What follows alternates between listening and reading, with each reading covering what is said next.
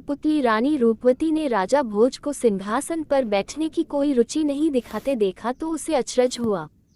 उसने जानना चाहा कि राजा भोज में आज पहले वाली व्यग्रता क्यों नहीं है। राजा भोज ने कहा कि राजा विक्रमादित्य के देवताओं वाले गुणों की कथाएं सुनकर उन्हें ऐसा लगा कि इतनी विशेषताएं एक मनुष्य में असंभव हैं और मानते हैं कि उनमें बहुत सारी कमियां हैं। अतः उन्होंने सोचा है कि सिंहासन को फिर वैसे ही उस स्थान पर गड़वा देंगे जहां से इसे निकाला गया है। राजा भोज का इतना बोलना था कि सारी पुतलियां अपनी रानी के पास आ गईं। उन्होंने हर्षित होकर राजा भोज को उनके निर्णय के लिए धन्यवाद दिया। पुतलियों ने उन्हें बताया कि आज से वे भी मुक्त हो गईं। आज से यह सिंहासन बिना पुतलियों का हो जाएगा। उन्होंने राजा भोज को विक्रमादित्य के गुणों का आंशिक स्वामी होना बतलाया तथा कहा कि इसी योग्यता के चलते उन्हें इस सिंहासन के दर्शन हो पाए।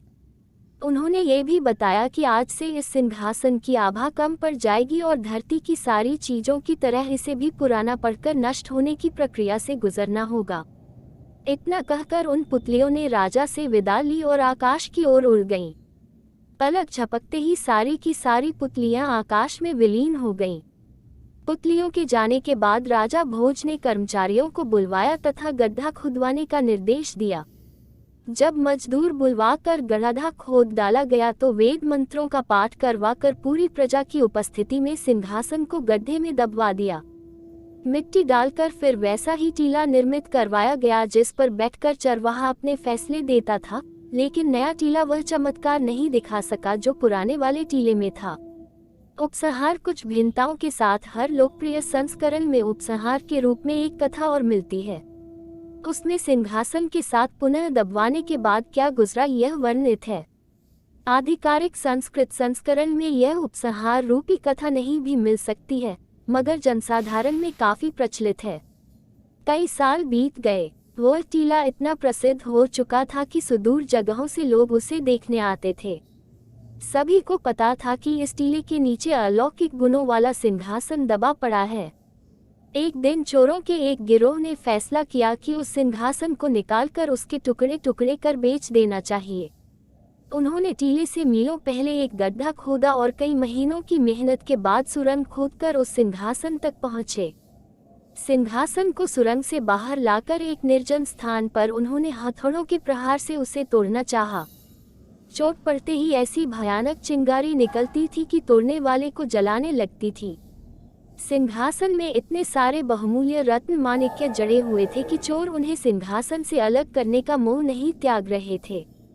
सिंहासन पूरी तरह सोने से निर्मित था, इसलिए चोरों को लगता था कि सारा सोना बेच देने पर भी कई हजार स्वर्ण मुद्राएं मिल जाएगी और उनके पास इतना अधिक धन जमा हो जाएगा कि उनके परिवार में कई पुरखों तक किसी को कुछ करने की जरूरत नहीं पड़ेगी। वे सारा दिन प्रयास करते रहे मगर उनके प्रहारों से सिंहासन को रत्ती भर भी क्षति नहीं पहुंची। उल्टे उनके हाथ चिंगारियों से झुलस गए और चिंगारियों को बार बार देखने से उनकी आंखें दुखने लगीं। वे थककर बैठ गए और सोचते सोचते इस नतीजे पर पहुंचे कि सिंहासन भूथा है। भूथा होने के कारण ही राजा भोज ने इसे अपने उपयोग के लिए नहीं रखा।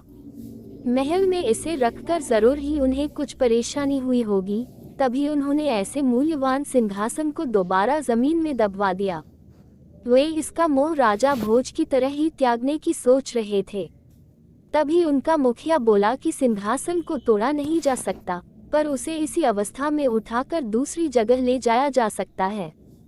चोरों ने उस सिंहासन को अच्छी तरह कपड़े में लपेट दिया और उस स्थान से बहुत दूर किसी अन्य राज्य में उसे उसी रूप में ले जाने का फैसला कर लिया।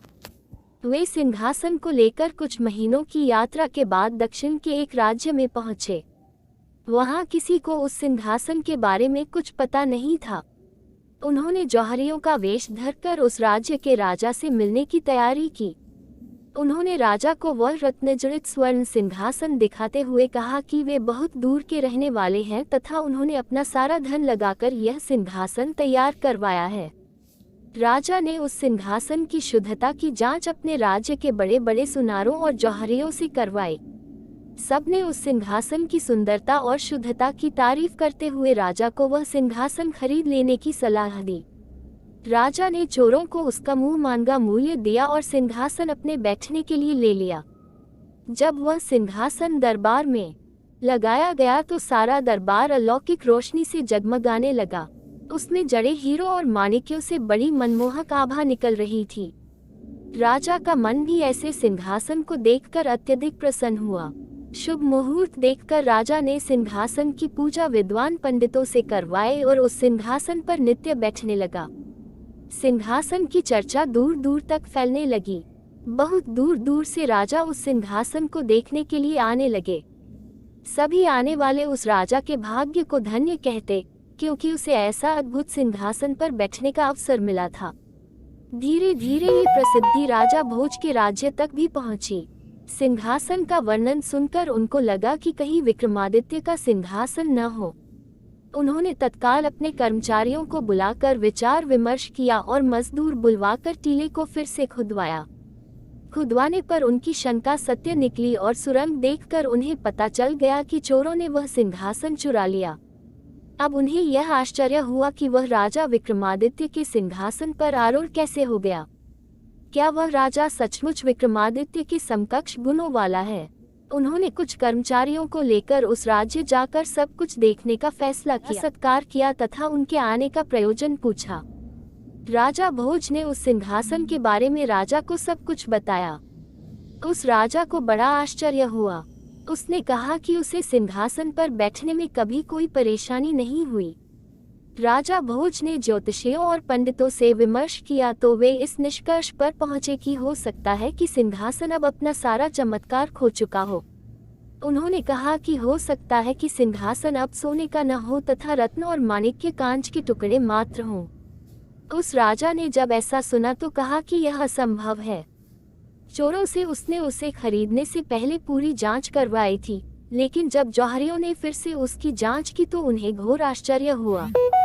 सिंहासन की चमक फीकी पड़ गई थी तथा वह एकदम पीतल का हो गया था।